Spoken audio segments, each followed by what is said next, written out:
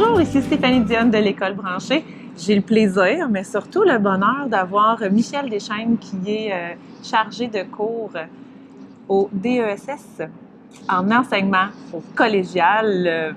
C'est exactement ça. Bienvenue, Michel! Merci, Stéphanie. Écoute, Michel, ce matin, elle a animé le panel d'ouverture au premier sommet sur le développement professionnel. Et Michel, j'ai le goût que tu puisses nous parler davantage de tout l'aspect de la collaboration, parce que c'est une thématique qu'on t'a entendu beaucoup parler. Quelle est l'importance de la collaboration au niveau du développement professionnel des futurs enseignants?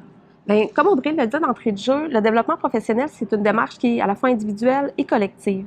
Ce qui fait que on va aller nourrir un peu notre développement professionnel, des échanges qu'on va avoir avec les autres, des débats auxquels on va participer, des confrontations qu'on va avoir. On va aller voir ce que les autres choisissent de faire, comment ils choisissent de le faire, pour après ça voir ce qui nous, de notre côté, de façon plus individuelle, peut nous être utile, comment on peut transformer ça puis l'adapter dans notre contexte à nous. Fait que toi, tu le vois vraiment comme une réflexion individuelle que tu portes, il t'enrichit avec la collectivité et que tu ramènes après ça à un niveau individuel pour voir maintenant comment te bonifier, comment tu vas poursuivre ta démarche. Exactement. Qu'est-ce qu'on fait avec ça? Elle est très réflexive, mais voilà, en lien avec la collaboration et comment tu souhaites la réintégrer. C'est ça.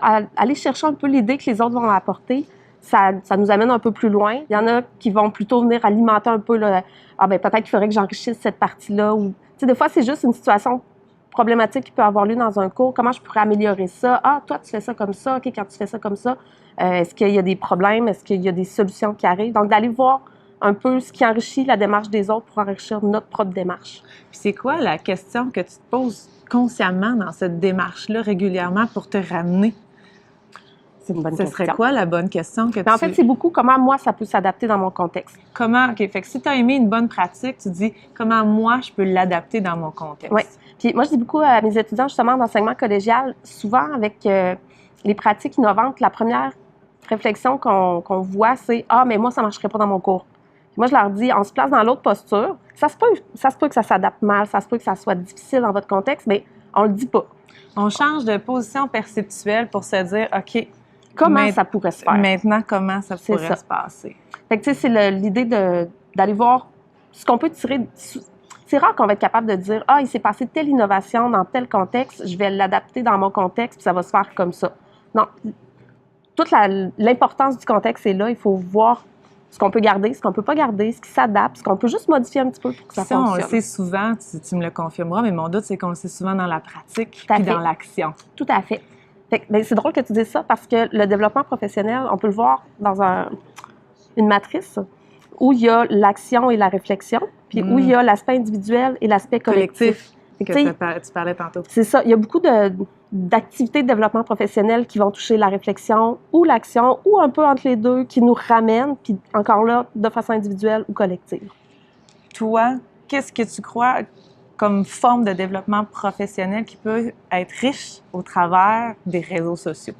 Oui, quand j'ai fait mon projet de recherche sur ça, justement, comment le web social peut être un levier de développement professionnel, je me suis rendu compte que ça fait exploser finalement les murs de la classe, les murs de l'école. Il y a beaucoup de recherches sur le développement professionnel qui disent que ça doit être situé.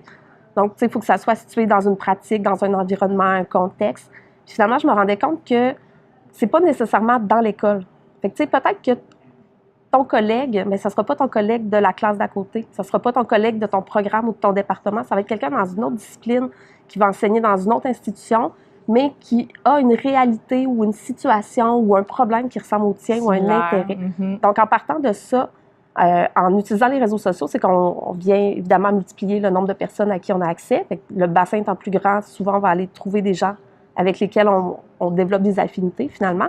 Puis ça permet justement d'adapter dans son contexte, d'aller voir ce qui se fait ailleurs, de juger ce qui peut ou pas se passer. Se passer ou appliquer. On peut aller échanger avec des gens qui vont pouvoir nous aider, puis on peut aller échanger avec des gens qui veulent apprendre la même chose que nous. Fait qu'on apprend avec eux.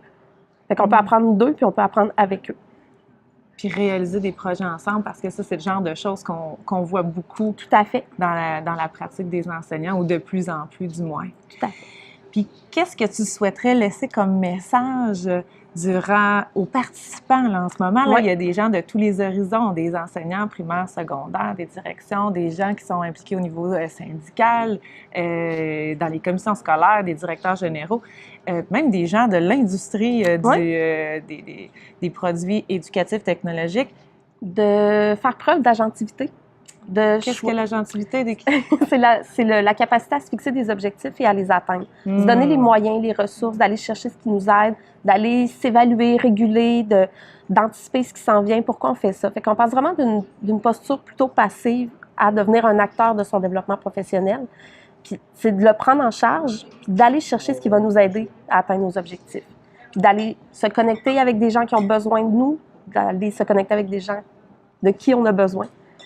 Puis, tu sais, je le vois, là, s'ils sont ici, c'est probablement parce qu'ils veulent jouer un rôle dans tout ça. C'est le premier sommet de développement professionnel. Ouais. On ne sait pas à quoi s'attendre, on ne sait pas exactement ce qui va en sortir, mais si on est ici, c'est assurément parce qu'on veut que les choses changent, on veut vous faire bouger les choses, puis ça, c'est une belle preuve d'agentivité. Puis moi, je crois beaucoup à la contamination. Puis, tu sais, quand tu reviens dans ton milieu, il ne faut pas arrêter, mais on tirera profit des réseaux sociaux pour continuer, puis garder contact avec les gens avec qui on a réseauté ici. Il ne faut pas arrêter, puis oser partager les réflexions, même si elles ne sont pas terminées, de mûrir. Tout à fait. Mais de partager les réflexions qui ont émané d'une rencontre, d'un échange, d'un moment, d'une journée. Merci beaucoup, Michèle, pour ce partage-là. Merci.